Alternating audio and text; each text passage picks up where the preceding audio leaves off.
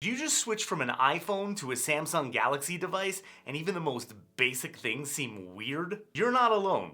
If you used an iPhone for years, simple things like swiping down, searching for apps, or dealing with notifications becomes pure muscle memory. So when all that suddenly changes, everything can feel completely wrong even though it's pretty great. In this video, I'm gonna show you about 6 different settings you can change to make your new Samsung Galaxy phone feel a lot more natural when coming from an iPhone. Now, this is not a video where I'm trying to get you to make your Samsung phone look exactly like an iPhone. That is ridiculous and it's missing the point. This is just about changing a few behaviors to make the transition easier for you and so you don't throw your new phone out the window. Now, the first one is pretty obvious, and I think you might even be able to select this in the initial setup. And this is making sure to use gestures instead of buttons. Because if you're used to gestures on an iPhone, that's gonna be a huge shock to your system. So I'm gonna swipe down and choose settings.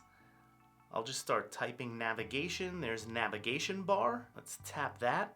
Navigation bar. And you see how there's buttons on the bottom? I mean, they're fine, you could get used to them. But if you don't want to, the swipe gestures are almost the exact same thing as they are on an iPhone. They just feel slightly different. So select swipe gestures, and that's it. The buttons are gone, and you can swipe up to go to the home screen. You can swipe and hold to pull up the application chooser. The only big difference is that on an iPhone, you can pull back from right to left to go back, or pull back from left to right to go forward, and see the actual page get pulled across the screen. As we're on Android, it's just like hitting a back button once, regardless of which side of the screen you swipe from. You may feel weird losing the forward gesture at first, but for one-handed operation, it's amazing. On a larger iPhone, it can be tough reaching all the way across the screen to go back. But on a Samsung, since you could use either side of the screen, you could just hit back by doing that. So it's actually much better for one-handed use. The next one is swiping down from the home screen. That's one of the things that initially drove me crazy, because on an iPhone, when you swipe down from the home screen, you get Spotlight, and that's amazing. On Samsung, you get the apps drawer, which I think is ridiculous because that's the same thing that happens when you swipe up. So why would you want swiping down and swiping up to do the same thing? You're already conditioned to expecting Spotlight as an iPhone user. So what you need to do is go to the Play Store and install Good Lock. This is a suite of little apps that's actually created by Samsung, so it's completely safe. And it basically unlocks tons of additional settings for your Galaxy device. After installing Good Lock, you have to install each individual module that you want to use. And this one is called Home Up. So install Home Up, make sure it's turned on, then click Finder Access and click Home Screen. Then hit Apply, and now when you swipe down, it'll show something that looks more like a Spotlight search. It has suggested apps across the top, suggested topics, recent searches, and when you swipe down, the keyboard pops up automatically. So instead of getting the boring app drawer, you're getting something much more useful and much more familiar to iPhone users. Next up, we're gonna change pop-up notifications to look a little bit more like iPhone notifications. Let's see what happens when I get an email. Now you see what happens here, there's a little brief pop-up and you could expand it and then you get a bigger pop-up and you could even expand that and get the full card. And that's fine, but I prefer the fuller cards like you would get on an iPhone. So we'll go to Settings and Notifications, and right near the top is Notification Pop-up Style.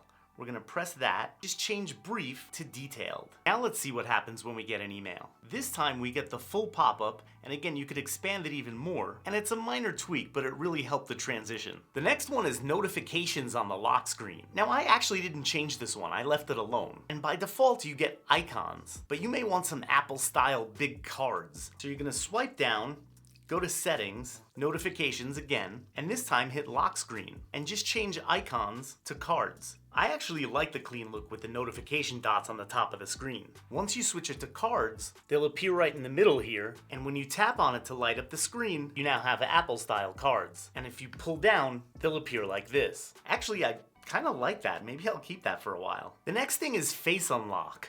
Now, Apple users obviously have Face ID as their main method of unlocking their device. Samsung devices allow you to use both your fingerprint and your face to unlock the device, so why not do both, especially if you're used to Face Unlock? Now, I personally prefer fingerprints, but why not have both? So we're gonna go to settings and start typing in face recognition. Click on that. You're gonna have to enter your PIN. And under biometrics, you'll have face recognition. Now after registering your face, you could turn off stay on lock screen until swipe. This way, it'll go to the home screen immediately after registering your face. If you want to make it even more like an iPhone, in settings you could go to motions and gestures, click that, and you could enable lift to wake. So this way when you lift your device, it'll wake it up. And it'll unlock it automatically. Wow, that's a little too much like an iPhone now. Now the last one has to do with the app drawer. Now this isn't necessarily the same as an iPhone since the iPhone's typically pages and pages worth of apps, and then when you swipe all the way to the right, you get an app drawer. But by default, Samsung organizes them so you have to scroll horizontally across, and it's just so weird and confusing. What you can do is open the app drawer, click on the 3-dot menu on the top right of the screen, click sort, and then alphabetical order. And now everything is arranged in alphabetical order